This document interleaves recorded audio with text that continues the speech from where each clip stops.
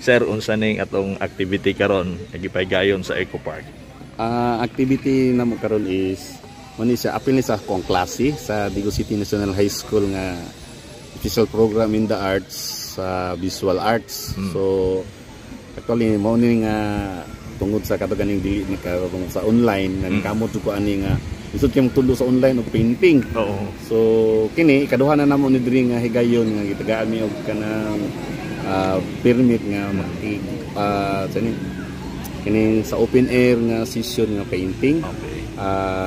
Katong primero na mo nga pag-anhi diri is spinsuran to ni Ma'am Araceli Aligado. Okay. So actually kato siya competition to. So within rabot sa mga bata sa katong mga estudyante lang sa nga level wala pa yung mga maayo kay at least So, para natoy first, second, third ana. na gito siya. Ilham guna usbaran dito sa mga environmental park sa laing lugar.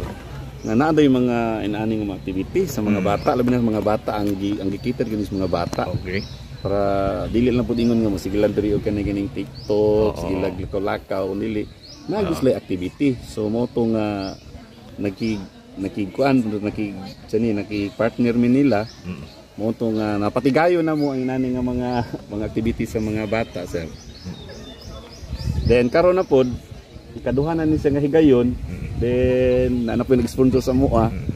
Inani para sa actually na nagadito sponsor na po nila is nagaandong mga food packs pagkaon ba para malingaw ang mga bata po. So ang nag-sponsor po sa mua kuan karon is sa sulti ni Ma'am Per kay si Sir Rex daw.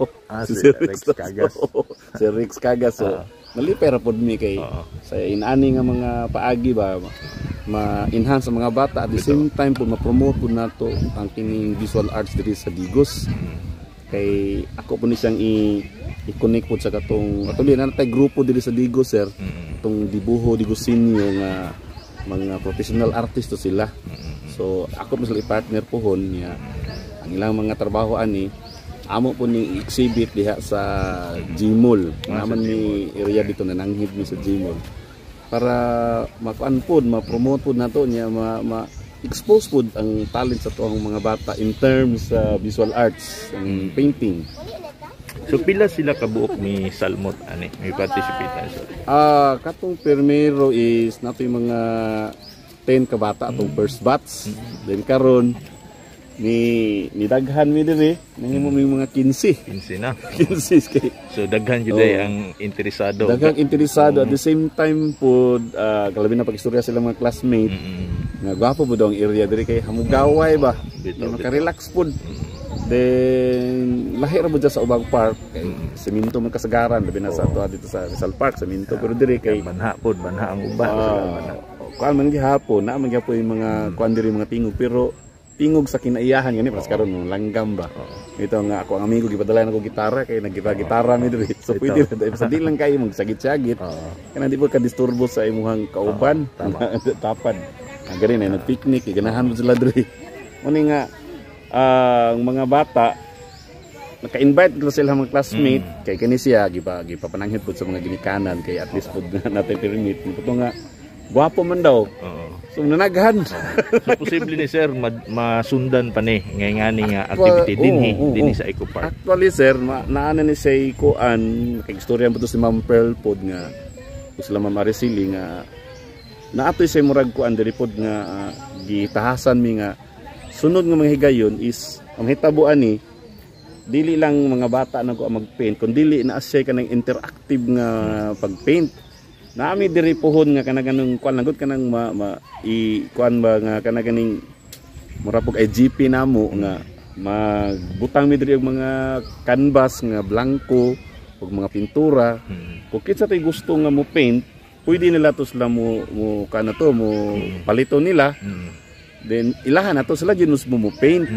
Inana siya ba so minimal lang gud nga price kay para pod kung naay mo anhi diri sa mga dagko bisag gusto siya mo try ko na. Mo try siya po niya within pila kung humano niya bahala sa yahan man to. Yamit dito to.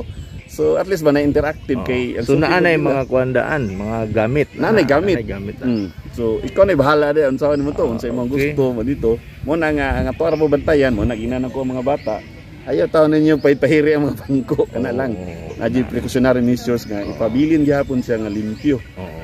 So pohon mo to'y kining plano Indot if ever nga ma-okay na. Labi na kanang open na gyud siya, di na wala na yung mga wala na yung mga threat sa COVID, so mas maayo. Okay, sir. Lastly, sir.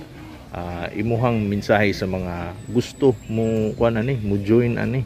Actually, Or mensahe nimo sanay mga ingon anak nga talento nga naulaw, maulaw, unay mga babag nga di nila mapagawas na ilang mga talent. ang mensahe nako diri sa mga nay mga inani nga talent. Oo.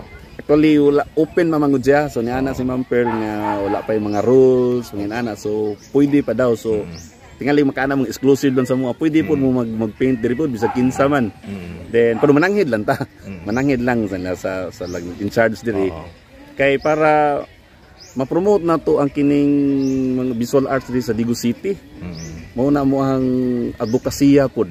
Munang naningkamon pod mi nga makita, labi na sa salamat din sa inyo sir nga ma-interview mi ninyo para at least mabawaan sa kadaghanan nga naa nag-exist da ingon ani dahil dili lang pipila ka tawo kundi